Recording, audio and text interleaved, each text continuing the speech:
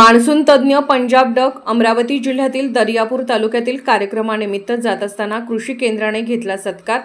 श्री गुरुदेव कृषी एजन्सी यांनी त्यांच्या केंद्रामध्ये गजानन महाराजांच्या प्रतिमेचे फोटो देऊन त्यांचा सत्कार केला। या प्रसंगी संपूर्ण शेतकरी गर्दी पाहायला मिळाली। शेतकऱ्यांची चर्चा करून त्यांनी पुढच्या महिन्यात सोयाबीनची कापणी करावी। खल्लार पंचक्रोशीतील संपूर्ण शेतकरी यावेळेस पाहायला मिळाले। संपूर्ण महाराष्ट्रामध्ये पंजाब डक मान्सून तज्ञ अशा रूपाने ओळखले जातात। त्या अनुषंगाने शेतकऱ्यांच्या कशा प्रकारे पेरणी करावी व तसेच मान्सून कशा प्रकारे होईल ही संपूर्ण शेतकऱ्यांची मार्गदर्शन करणारा एकमेव व्यक्ती। त्याचप्रमाणे अमरावती जिल्ह्यातील दर्यापूर तालुक्यात खल्लार बस स्टॉप येथे कार्यक्रमानिमित्त जात असताना श्री गुरुदेव कृषी एजन्सी संचालक अमेय पाटील यांनी त्यांचा सत्कार शाल व श्रीफळ देऊन व गजानन महाराजांचा फोटो देऊन करण्यात आला। या प्रसंगी संपूर्ण खल्लार पंचक्रोशीतील संपूर्ण शेतकरी बांधव यावेळेस पाहायला मिळाले।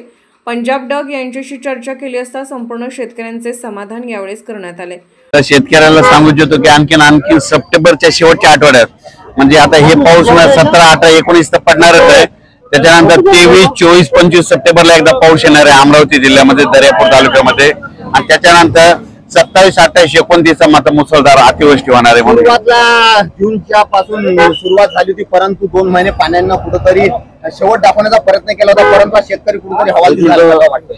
तर मी म्हटलं होतं ना, जून मध्ये पाऊस कमी पडेल, जुलै मध्ये थोडा जास्त होईल आणि ऑगस्ट पेक्षा सप्टेंबर मध्ये सरासरीपेक्षा जास्त होईल। तूर कपाशीला जवळपास वेळ भरपूर आहे, परंतु सध्या सोयाबीनची सुद्धा कापणीचा वेळ जवळपास जवळ आलेला, परंतु त्या प्रमाणात शेतकऱ्यांना संदेश काय कशा प्रकारे त्यांनी शेतकऱ्याला म्हणतो की आणखी सप्टेंबरच्या शेवटच्या आठवड्यापर्यंत जोराचा पाऊस पडणार आहे।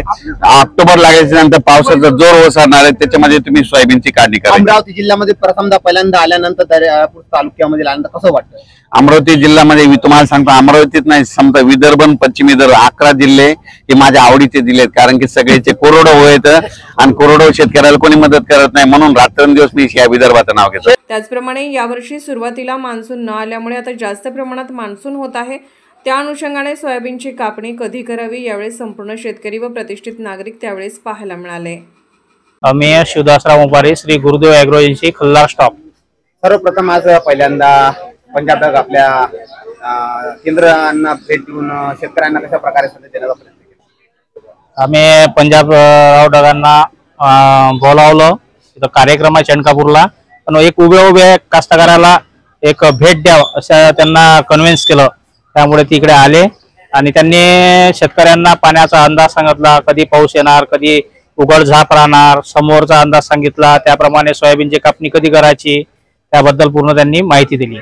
परंतु यावर्षी सुरुवातला पाणी नसताना सुरुवातला नंतर पाण्याची सुरुवात झाली, परंतु एकाकडे तूर असो किंवा कपाशी असो हा लेट कापणीचा वेळ आहे, परंतु सोयाबीनसाठी कशा प्रकारे शेतकऱ्यांना त्यांनी कापणी करावी, कुठपर्यंत पाणी राहणार आहे असा कसा संदेश देण्यात आला? ह्या जो सप्टेंबर महिना आहे या महिन्यात त्यांनी उघडझाप पाऊस सांगितला आहे।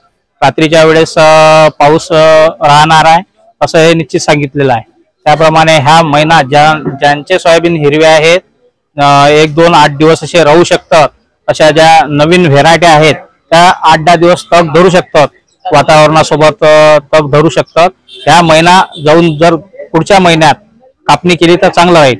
जर कापणी केली तर जेवढं कापलं, जेवढी कापणी झाली तेवढं सोयाबीन उचलणे आणि झाकून ठेवणे